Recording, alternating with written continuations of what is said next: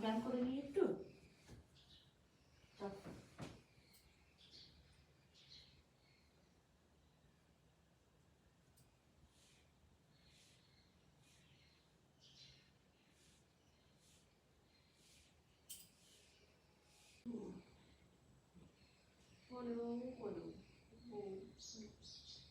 পুরনো বছর শেষ হয়ে নতুন বছরে প্রবেশ করলাম আমরা।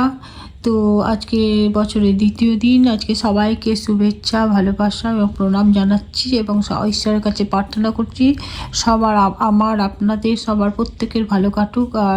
আর ফেসবুকের বন্ধুদের এবং ইউটিউবের বন্ধুদেরকে আমাদের শুভেচ্ছা এবং ভালোবাসা জানাচ্ছি এবং ভালোভাবে এই 26 সালটা ভালোভাবে কাটুক প্রত্যেকের, এই কামনাই করি ঈশ্বরের কাছে। তো আমার এখন ব্যায়াম শুরু করলাম। এই ব্যায়াম শুরু করতে করতে আমি গীতা থেকে কিছু বলছি। আজকে আমি পঞ্চম অধ্যায়টা বলেছিলাম আগের দিনে, আজকে ষষ্ঠ অধ্যায়টা বলবো। তো ষষ্ঠ অধ্যায় হচ্ছে ধ্যানযোগ। ভগবান শ্রীকৃষ্ণ অর্জুনকে আরও পরিষ্কার করে বোঝাতে লাগলেন সন্ন্যাসী ও যোগী কাকে বলে। সন্ন্যাসী আর যোগীর কর্ম বিভিন্ন রকমের। আকাঙ্ক্ষা বিবর্জিত হয়ে সন্ন্যাসীগণ যোগ সাধনা যেটা করেন সে মানে করেই যান আর কি যোগ সাধনাটা। তো ফল লাভের আশা করেন না। যোগী ইন্দ্রজয়ী, সুতরাং তিনি সুখ দুঃখ লাভ লোকসানের বা কাম মোহের দ্বারা বিচলিত হন না। শীত গ্রীষ্ম তিনি সমানভাবে ভোগ করে থাকেন। সম্মান ও অপমানের দিকে লক্ষ্য না করে শত্রু মিত্র একভাবে দেখে থাকেন। এই অভ্যাসকেই যোগ সাধনা বলে। আসন যোগের প্রথম অবস্থা মন ও দেহকে স্থির এবং শুষ্ক করে আসনে উপনিবেশ করতে হয়। অতঃপর ধ্যান বা শ্রী ভগবানের চিন্তা আরম্ভ হয়ে থাকে। ধ্যান বা আসনের নিয়ম প্রণালী শাস্ত্রে উল্লেখ থাকলেও এর জন্য গুরুর প্রয়োজন।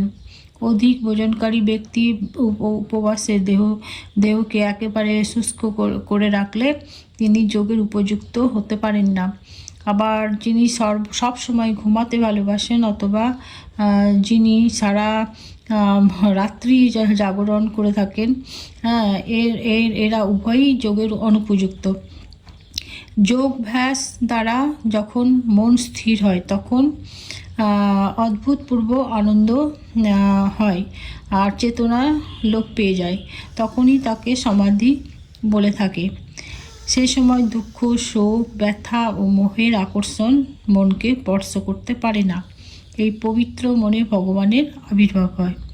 তখন অর্জুন শ্রীকৃষ্ণকে জিজ্ঞাসা করলেন, যদি কোনো ব্যক্তি বহুকাল যোগাভ্যাস করে এবং নিয়মিত সাধন করার পর নিষ্ঠ সহকারে আর যোগাভ্যাস করতে পারেন না, তখন তার অবস্থা কি হয়? শ্রীকৃষ্ণ উত্তর দিলেন যে এইরূপ ব্যক্তি যোগভ্রষ্ট বলিয়া কথিত আছে। যোগভ্রষ্ট ব্যক্তি ভগবানকে লাভ করতে পারেন না। এই ছিল আজকে আমার গীতার ষষ্ঠ অধ্যায়। তো এরপর দেখি আমার কি কাজ আছে, করিগা। আমি আগের ভিডিওতে নিগমানন্দ মহারাজের আমি একটু কথা শুনিয়েছিলাম, তার মধ্যে আজকে কিছু বলবো। তো হচ্ছে যে নলিনীকান্ত তার 11 বছর বয়সে 17 বছর বয়সে বিয়ে হয়। তার স্ত্রীর নাম ছিল সুধাংশুবালা। তিনিও খুব পশুপ্রেমিক এবং মমতাময়ী ছিলেন। তো উনি কুতুবপুরে থেকে যান এবং নলিনীকান্ত আবার নারায়ণপুরে চলে আসেন। সেখানে একদিন হঠাৎ এক মনে কাজ করছেন আর একটু কাজ করতে করতেই হঠাৎ যেন তার কে এসে তার সামনে এসে দাঁড়িয়েছে এরকম মনে হলো। তার স্ত্রীর মতোই লাগলো যে রানী এসে কী করে এলো, অসম্ভব এরকমভাবে ওর আসা। তো ভয়ে চিৎকার করতে লাগলেন এবং ডাকলেন। তখন বললেন যে এখনই বাড়িতে একটা খবর পাঠাও। খবর নিয়ে জানলো যে তার স্ত্রী প্রচণ্ড অসুস্থ এবং তিনি একটা মরা মেয়ে হয়েছে। তো তার আগে যখন এই শুনে ছুটি নিয়ে দেশে ফিরছেন, তো কুতুবপুরে আর যেতে হলো না। একটা নদীর ধারে তাকে দাহ করছে। তো তার আগেই তিনি প্রাণ ত্যাগ করেছেন, সেটা বললেন আর কি নলিনীকান্তকে। তো সেই শুনে তিনি স্ত্রীকে ভীষণ ভালোবাসতেন, প্রাণের থেকেও এরকম ভালোবাসতেন আর কি, আর স্ত্রীকে রানী বলে ডাকতেন। তো এই এই করতে করতে তার কোনো কিছুতেই আর মন বসছে না। তখন সে দেখলো যে এটা তো রানী মারা যাওয়ার পরে মারা যাওয়ার আগে তার কাছে এরকমভাবে আসলো, তাহলে কি আত্মা সবসময় তার কাছেই আছে? এরকম করে সে সাধুদের কাছে কাছে ঘুরতে লাগলো। তো কিছু সে বুঝতে পারছে না কোন সাধুর কাছে গেলে সেটা পাবে। হঠাৎ একদিন সে ঘুমিয়ে আছে, ঘুমের মধ্যে একটা স্বপ্ন চন্দন, তার টাটকা বেলপাতায় লাল চন্দন দিয়ে লেখা একটা মন্ত্র তার হাতে এলো। তো সে হাতে পেয়ে দেখলো যে চোখ খুলে দেখলো যে নয়, কিন্তু সেই মন্ত্রর মানে কোন ঠাকুরের মন্ত্র সেটা তিনি বুঝতে পারছিলেন না বলে একটা সাধু সন্ন্যাসীদের খুঁজে বেড়াচ্ছিলেন। তো হঠাৎ তারা কেউ বলছে যে এটা কিসের মন্ত্র, তারা বলতে পারছেন না, এবং কেউ বলছেন এটা শয়তানে দিয়েছে, কেউ বলছে ওর স্ত্রী মারা গেছে বলে মাথা খারাপ হয়ে গেছে, এইসব বলছে। তো হঠাৎ আবার তিনি একদিন আবার ঘুরতে ঘুরতে ঘুরতে তিনি খুব মন খারাপ করে বসে আছে। হ্যাঁ, তো সেই জায়গাটায় বসে আছে এবং মনে মনে ভাবছেন যে আর বেশি থেকে লাভ নাই, এবার হয় গঙ্গায় ঝাঁপ দেবেন। তারপর এই ভাবতে ভাবতে তিনি হঠাৎ ঘুমিয়ে পড়েন। তো ঘুমিয়ে তিনি স্বপ্ন দেখছেন যে পাকা চুলে একটা সুন্দর উজ্জ্বল গৌরবর্ণ এক বৃদ্ধ মাথার কাছে এসে বসে আছেন এবং আদর করে গায়ে মাথায় হাত বুলিয়ে বলছেন, গুরু খুঁজে বেড়াচ্ছ? গুরু তো ঘরেই আছেন, তুমি বীরভূমে তারাপীঠে যাও। হ্যাঁ, তখন ঘুম ভেঙে দেখলো যে অবিশ্বাসী নলিন আরও একবার স্বপ্নকে বিশ্বাস করলেন, বুঝলেন ভগবানকে দেহ মন প্রাণ সমর্পণ করে ডাকলে অবশ্যই তিনি সাড়া দেন। এবার আমি একটা আশ্চর্য ঘটনা শোনাচ্ছি। 1308 সাল তারাপীঠে যখন তন্ত্রসিদ্ধ মহাসাধক বামাখ্যাপার হ্যাঁ ওখানে নাম লোকের মুখে মুখে, কিন্তু তার কাছে কেউ গেলে তিনি চালাকার নিয়ে মারতে আসতেন এবং অকথ্য গালাগালি দিতেন। আবার যারা তার কৃপা পান তাদের কাছে তিনি শান্ত থাকতেন। তাই তা তো শেষবেলায় পায়ের ধুলো শ্রান্ত শরীরে নলিনীকান্ত এসে দাঁড়ালেন খ্যাপার সামনে, বললেন সব কিছু। বামদেব বললেন, ওরে পরম ভাগ্যবান তুই, তারা মন্ত্র পেয়েছিস। তাই বলল, তো তোর ইচ্ছে অনুযায়ী তন্ত্রের ক্রিয়াকাণ্ডের ফলে তো মৃতা প্রণয়িনীকে কিছুদিনের জন্য মর্তে বেঁধে রাখা সম্ভব, কিন্তু তা চিরদিনের জন্য সম্ভব নয়, কারণ তাতে মহা অনিষ্ট। আজ হোক কাল হোক আর কর্ম তাকে নির্দিষ্ট পথে টেনে নেবেই।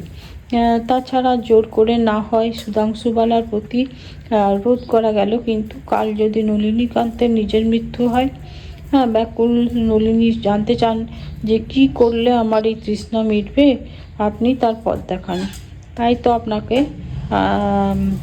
আশ্রয় করেছি। তখন বামদেব বললেন যে পথ দেখাবো বলেই তো তোর ভার নিয়েছি, বলতো সুধাংশুবালার একটা নির্দিষ্ট রূপ ছাড়া আর এমন কি আছে যা তাকে তার 5টা মেয়ে থেকে আলাদা করেছ? হ্যাঁ, তুমি তার নির্দিষ্ট রূপটাকে ভালোবেসেছ গভীরভাবে। এই রূপ হলো সেই বিশ্ব রূপারই প্রতিভাস। তুমি কেন মহাশক্তিকে স্ত্রীরূপে লাভ করতে চেষ্টা করো না? আর সেই পাওয়াই নিত্য, অন্য সব অনিত্য। জগৎজননীকে স্ত্রীরূপে লাভ কে, কবে, কোথায় শুনেছে এমন কথা? চমকে ওঠেন নলিনীকান্ত। সেও কি সম্ভব সামান্য মানুষের কাছে দেবী স্ত্রী হয়ে ধরা দেবেন? তো আজ এই পর্যন্তই আমি বললাম, তারপরে আবার বাকিটা শোনাবো। আজকে অনেকটা বললে ভিডিওটা লম্বা হয়ে যাবে অনেক।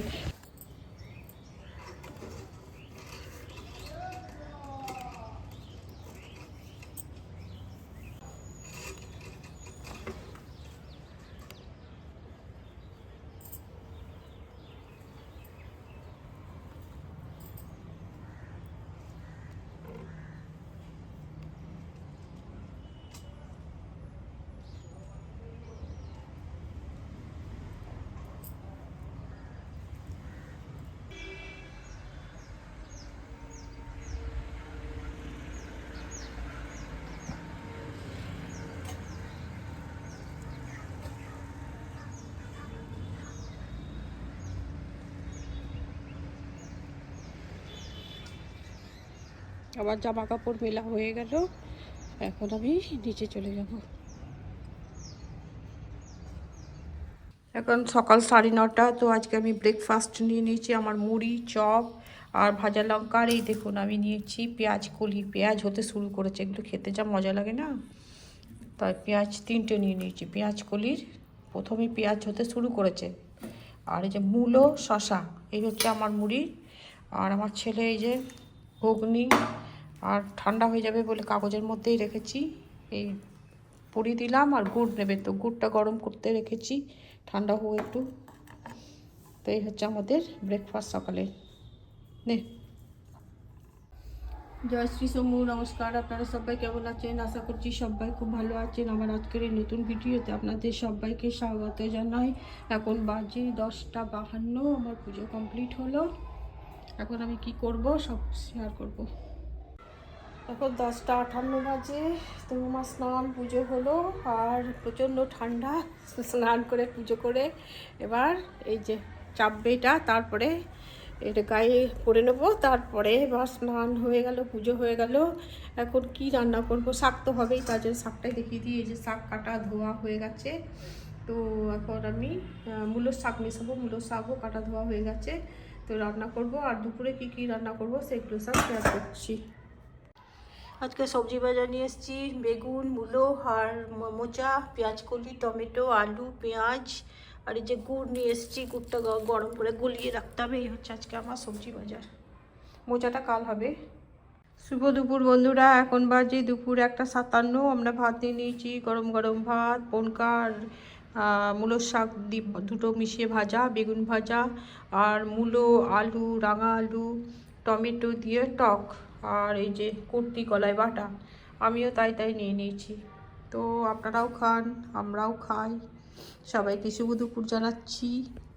শুভ সন্ধ্যা বন্ধুরা, এখন বাজে 6:30। তো সন্ধ্যা জ্বালানো হয়ে গেল। এখন চা টিফিন নিয়ে বসে গেলাম, ছেলেকে দিয়ে দিলাম, আমার নিয়ে নিলাম চা মুড়ি। আমি চা মুড়ি খেতে ভালোবাসি সন্ধ্যাবেলা, তো নিয়ে নিলাম। তো আপনারাও খান, আমরাও খাই। মোটাকে বিস্কিট দেবো। এই যে